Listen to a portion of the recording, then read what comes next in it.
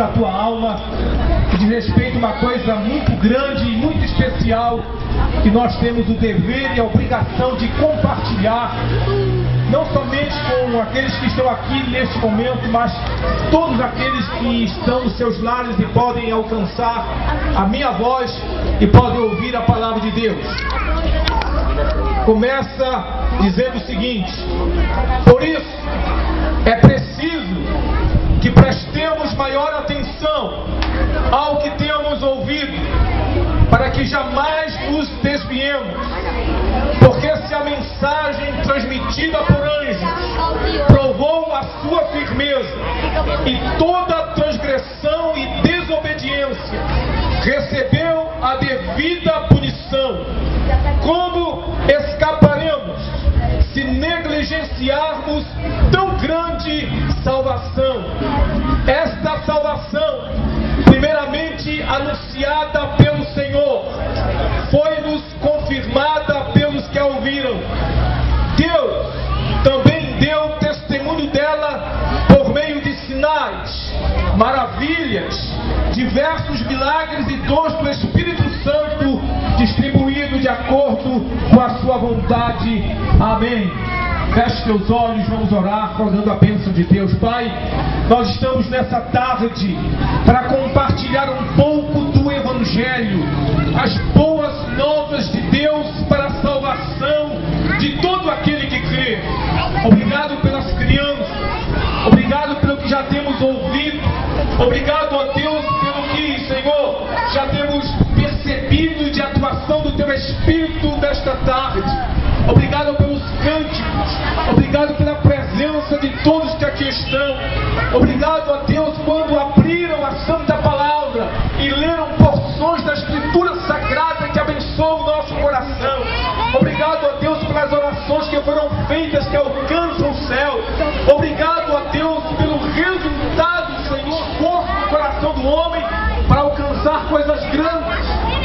O texto que nós lemos fala de algo que talvez seja, entre as coisas grandes, a maior. O texto fala da grande salvação. O texto começa a dizer como nós vamos escapar se nós negligenciarmos, se tratarmos com indiferença, com descaso, com descuido, a grande salvação. Nós não podemos incorrer no perigo de negligenciar aquilo que pode ser o futuro da nossa vida, a grande salvação. Quando li esse texto, eu me fiz uma pergunta: por que será que o autor aos Hebreus trata a salvação como uma coisa grande? Por que será? Eu queria sugerir nesta tarde, para a nossa reflexão, pelo menos 4 razões do porquê o autor considera a salvação algo grande e algo especial.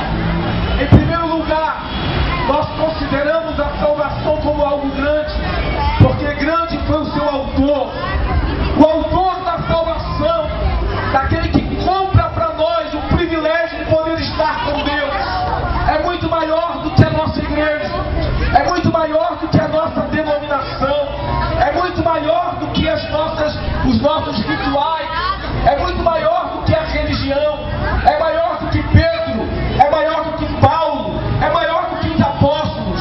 Aquele que comprou a salvação para mim e para você foi nada mais, nada menos do que o Filho Altíssimo de Deus, que desceu do céu e veio entregar a sua vida para nos redimir dos nossos pecados, para comprar para mim e para você aquilo que o autor dos Hebreus chama de grande salvação.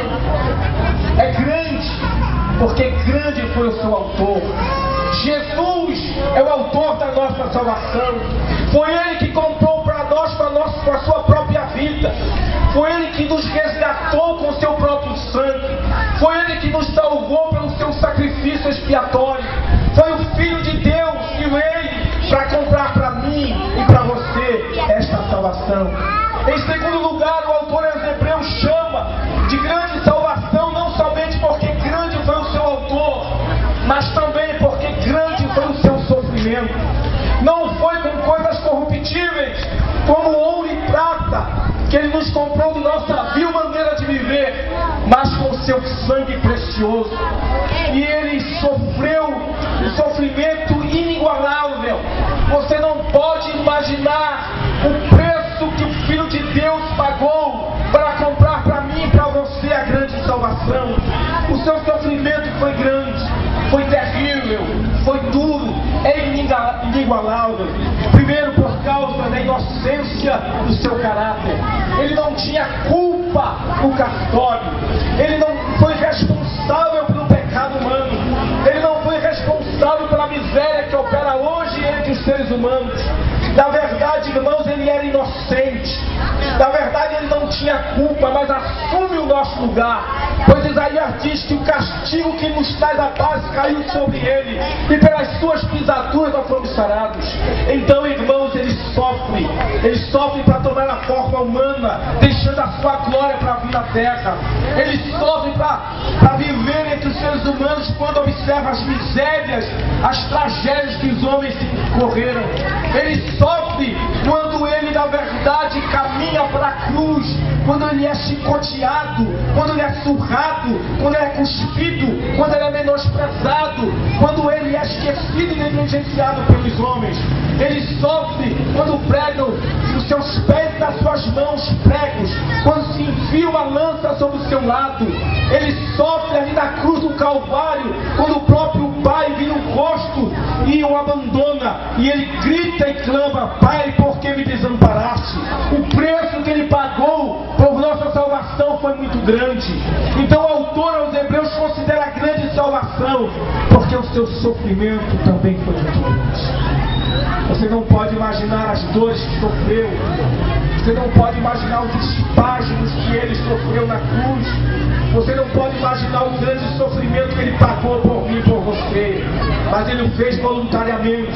Ele fez por amor. Alguém disse que segurou as mãos e os pés de Jesus na cruz não foram os pregos, mas foi o grande amor de Deus que anela abençoar você com a vida eterna. Em terceiro lugar, amados irmãos, o autor aos Hebreus considera a grande salvação, porque grandes são a extensão que alcança aquele que ouve. Ou seja, essa salvação não é para uns poucos privilegiados, não é talvez para uma classe especial de pessoas, não são somente para aquelas pessoas talvez de alguma capacidade intelectual, não são para as pessoas talvez numa posição social talvez melhorada, não, é a extensão da salvação, abrange todos os seres humanos desde quando Deus cria o homem até o dia que ele virá. Crianças, jovens, adolescentes, senhores e senhoras, desde a primeira geração até agora, até o final das coisas, essa salvação abrange a todas as pessoas indistintamente. Não é para algumas pessoas privilegiadas, são para pobres, são para ricos, são para sábios, são para que têm pouco conhecimento, são para negros, são para brancos, são para índios, são para qualquer pessoa. A salvação alcança a todos os seres humanos. Por isso a palavra de Deus diz: porque Deus amou o mundo de tal maneira que deu seu único Filho, para que todo aquele que nele crê não pereça, mas tenha a vida eterna. Deus ama você, Deus ama você, Deus ama você. Filho de Deus, Senhor Jesus Cristo veio para salvar a tua vida também.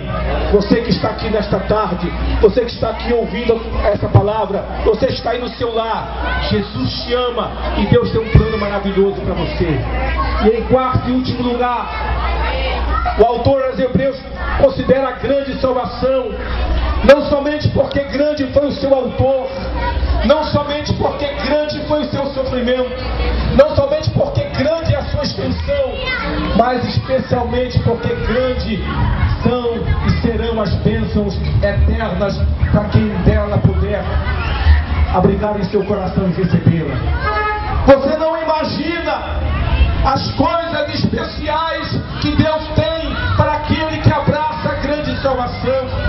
Você não é capaz de imaginar e medir as grandes bênçãos que Deus tem para aqueles que abrem seu coração para a salvação. Deus tem preparado um lugar para você. A palavra de Deus diz: não se turbe o vosso coração. Credes em Deus, credes também em mim. Na casa do meu Pai há muitas moradas. Eu vos vou preparar-vos lugar, estarei vós também. Deus tem uma bênção maravilhosa para você. A bênção da salvação apenas abre uma porta, não somente para a salvação da tua alma, mas para as bênçãos eternas que Deus tem preparado para você. Um lugar de descanso, um novo nome, um paraíso, uma paz, uma alegria. A bênção para o teu lar, a bênção para a tua vida física, a bênção para a tua vida emocional, a bênção para a tua família, a bênção para a eternidade, para a tua vida eterna. Deus tem bênção especial para você, se você tão somente abraçar e receber esta grande salvação. Em você há um olhar de quem está sozinho no viver. Dois amigos foram-se já, abatido e caído.